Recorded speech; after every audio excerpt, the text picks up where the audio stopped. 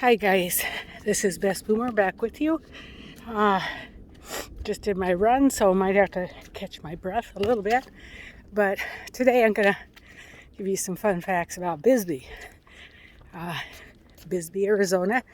We spent the Labor Day weekend down there. And would you ever want to retire in Bisbee? Well, personally, I'd say no. It's a wonderful place to visit, but I wouldn't want to live there.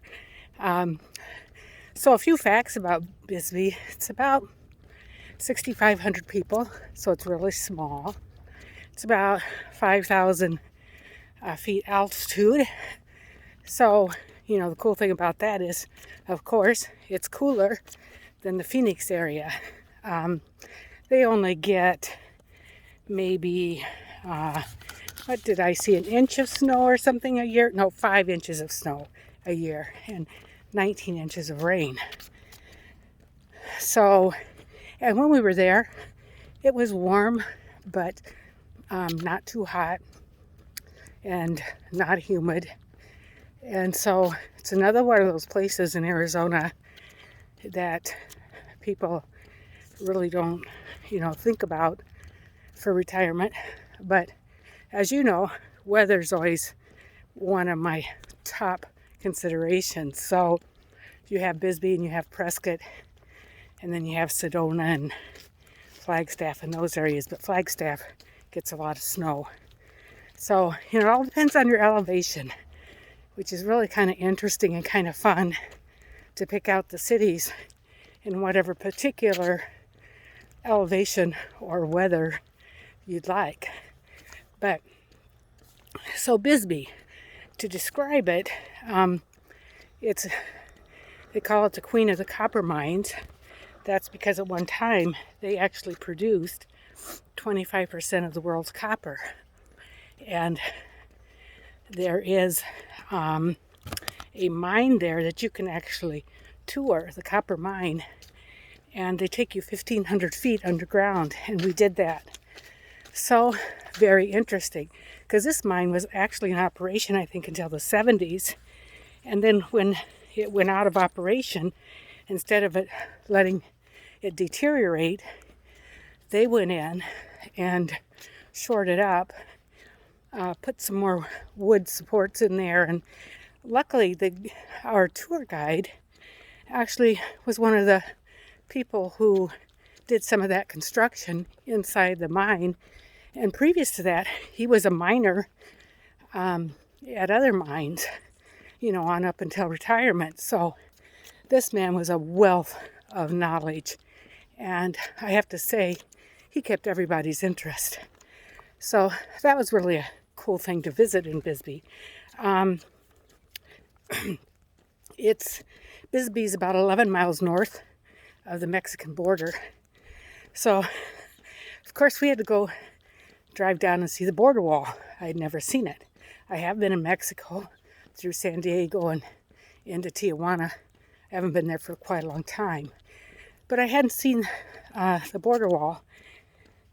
And so that was kind of interesting, almost kind of eerie.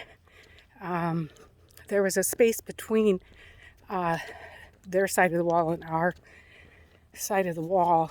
And of course you couldn't, it says don't go in there, and I wouldn't anyway, because it's closely monitored, but very interesting to see. And of course you could see inside, past the border, I could see some of the Mexico's housing in there, which looked fine, but just gave you a lot to think about. So let's see, the community is very free-spirited. It's a thriving art community, which is really interesting. A lot of painting on the walls, and and you can tell it's pretty artsy around town. Some of the not statues, but some of the things that artists have made and put up, even paintings along one of the stairways, which was really cool to see. It's Mayberry on acid is what people kind of jokingly refer to it. And I didn't see too many high people walking around, but it's kind of a hippie town. And so that's kind of, I don't know, it's a whole different atmosphere. And it's definitely, like I say, a great place to visit. Now, as far as retiring there, although the weather's great, housing is very inexpensive. I think I saw somewhere where the median house cost around $100,000. But these houses are old, small, built into the mountainsides, which is very picturesque. There's steps leading up to many of them, and I wouldn't want to try to navigate any of that, if it snowed. But it's very picturesque. It's about 10% below the national average as far as cost of living. And if you were, there's one of our jets from Luke Air Force Base. That noise bothers a lot of people, but I gotta say, it doesn't really bother me. As my husband said, it's a sound of freedom. So cost of living, inexpensive. Housing, inexpensive. Things to do, not so much. I mean, once you've explored the town, there's not a lot around there. Tucson's probably the closest big city. And so, you'd probably have to be pretty much happy just staying put, where you are and really enjoying the ambiance of that little town. Here's an interesting fact about Bisbee. It was actually the first little town in Arizona to legalize gay marriages. So, although you might think it's a little liberal, I guess it leans more to the conservative side. I saw somewhere, which to me seems kind of, I don't know, artsy and conservative.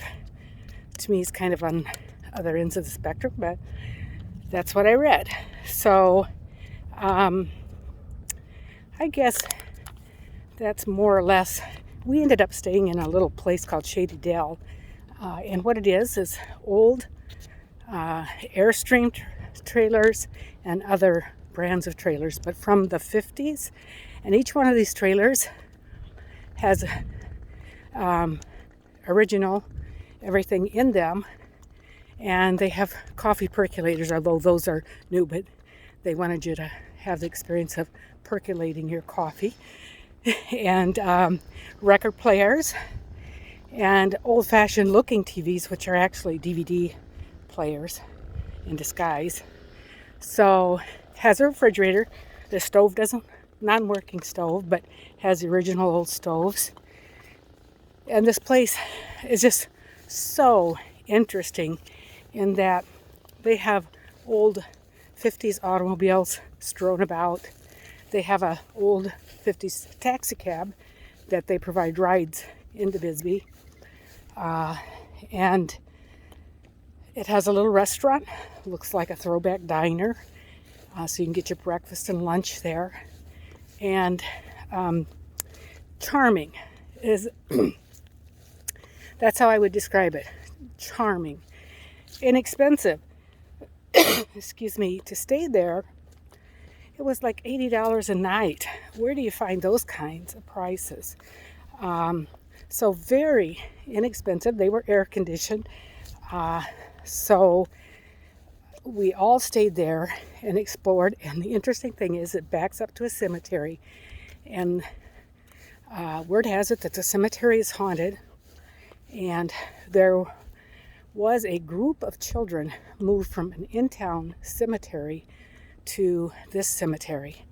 And apparently some people in one of the inn trailers, several people, have heard a little girl crying. And that's just one of the ghost stories in this little town. We took a ghost tour, and our tour guide told us about many of the ghosts who inhabit that little town. The motels are haunted. And of course, I have such a, it just fascinates me. And they had some actual photographs that they'd caught some of this paranormal stuff, and they actually have a paranormal tour that isn't in operation. The COVID shut some things down, and they'll have that. Not that that would hurt the ghosts, I wouldn't think, but that's shut down for now. They'll get that back up. So there's it in a nutshell about Bisbee. Please like and share if you like the content, and consider subscribing to my channel, Best Boomer. I'd sure appreciate it. I'm trying to build up my subscribers, but love bringing this information to you. And I'll check off for now. Take care out there. Be safe. Bye-bye.